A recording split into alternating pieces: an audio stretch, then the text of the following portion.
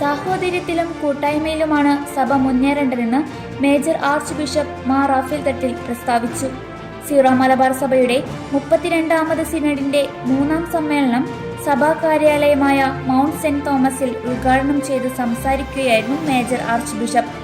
വയനാട് ജില്ലയിലെ ചൂരൽമല, മുണ്ടക്കൈ, മേപ്പാടി എന്നിവിടങ്ങളിലും കോഴിക്കോട് ജില്ലയിലെ വിലങ്ങാടുമുണ്ടായ പേമാരിയിലും ഉരുൾപൊട്ടലിലും ദുരിതമനുഭവിക്കുന്നവർക്ക് വേണ്ടിയുള്ള സത്വര സഹായത്തിനും പുനരധിവാസ പ്രവർത്തനങ്ങൾക്കും സീറോ മലബാർ സഭ കൂടെയുണ്ടെന്ന് മേജർ ആർച്ച് ബിഷപ്പ് ഉദ്ഘാടന സന്ദേശത്തിൽ പറഞ്ഞു.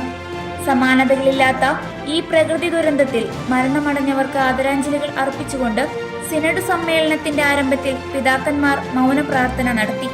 പരിക്കേറ്റവരുടെയും പ്രിയപ്പെട്ടവരെ നഷ്ടമായവരുടെയും വേദനയിൽ പങ്കുചേരുകയും അവർക്കായി പ്രാർത്ഥിക്കുകയും ചെയ്യുന്നുവെന്നും തട്ടിൽ പിതാവ് കൂട്ടിച്ചേർത്തു. പാലാ രൂപത ആതിഥേയത്വം വഹിക്കുന്ന സീറോ മലബാർ സഭയുടെ 5ാമത് മേജർ ആർക്കിയെപ്പിസ്കോപ്പൽ അസംബ്ലിയുടെ ഒരുക്കങ്ങൾ പൂർത്തിയായതായി മാർ റാഫേൽ തട്ടിൽ പിതാവ് സിനഡ് പിതാക്കന്മാരെ അറിയിച്ചു.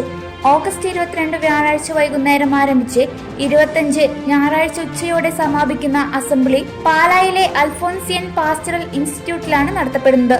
അസംബ്ലിയുടെ ഫലപ്രദമായ നടത്തിപ്പിനായി എല്ലാവരുടെയും പ്രാർത്ഥനയും സഹകരണവും മേജർ ആർച്ച് ബിഷപ്പ് അഭ്യർത്ഥിച്ചു. കാഞ്ഞിരപ്പള്ളി രൂപത അധ്യക്ഷൻ മാർ ജോസ് പുളിക്കൽ പിതാവ് നയിച്ച ധ്യാന ചിന്തകളോടെയാണ് സിനഡ് ആരംഭിച്ചത്.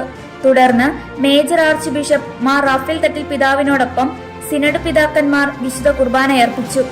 മേൽപ്പട്ട ശുശ്രൂഷയുടെ രജത ജൂബിലി ആഘോഷിക്കുന്ന മാർ ലോറൻസ് മുക്കുഴി പിതാവിന്റെ സേവനങ്ങളെ മേജർ ആർച്ച് ബിഷപ്പ് പ്രത്യേകം അനുസ്മരിച്ചു. ജൂബിലി നിറവിലായിരിക്കുന്ന ബെൽത്തങ്ങാടി രൂപതയ്ക്കും മേജർ ആർച്ച് ബിഷപ്പ് ആശംസകൾ അറിയിച്ചു.